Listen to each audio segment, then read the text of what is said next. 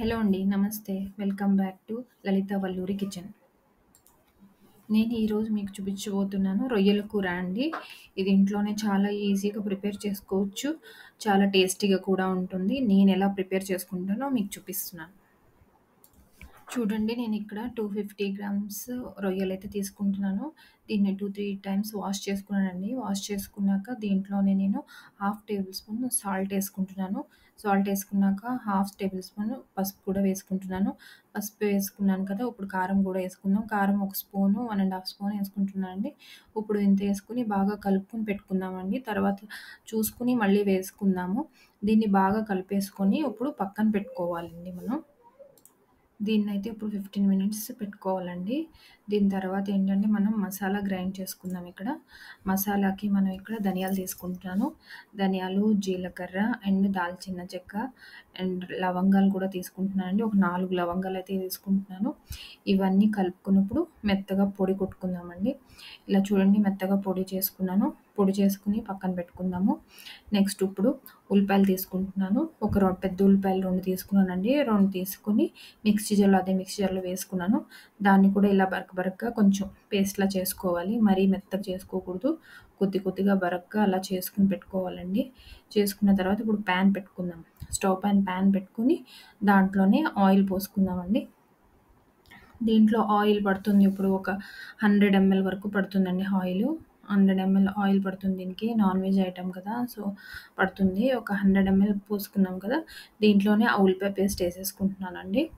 ఆ ఉల్లిపాయ పేస్ట్ వేసుకుంటున్నాను ఇప్పుడు దీంట్లో. ఉల్లిపాయ పేస్ట్ వేసుకున్నాక దీన్ని కొంచెం బాగా వేపుకోవాలి.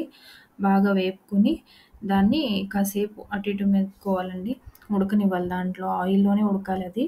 సో, పచ్చిది కదా! పచ్చి పేస్ట్ తీసుకున్నాం కదా! సో, దాంట్లో ఉడికితే బావుంటది. దాంట్లో నేను కొద్దిగా పచ్చిమిర్చి కూడా వేసుకుంటున్నాను. ఒక 4, 5 చీరుకొని ఏసుకుంటున్నాను. మళ్ళీ దాంట్లో ఒక టేబుల్ స్పూను అల్లం వెల్లుల్లి పేస్ట్ అండి. నేను ఇంట్లోనే గ్రైండ్ చేసి పెట్టుకుంటాను ఎప్పుడు ఇది.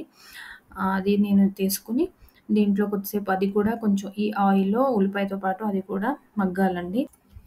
ఇప్పుడు దీంట్లోనే మనం ఇందాక నానబెట్టుకున్న ఆ రొయ్యలు కూడా వేసేసుకుందామండి. వేసుకొని కొద్దిగా ఇలా కలుపుకోవాలి.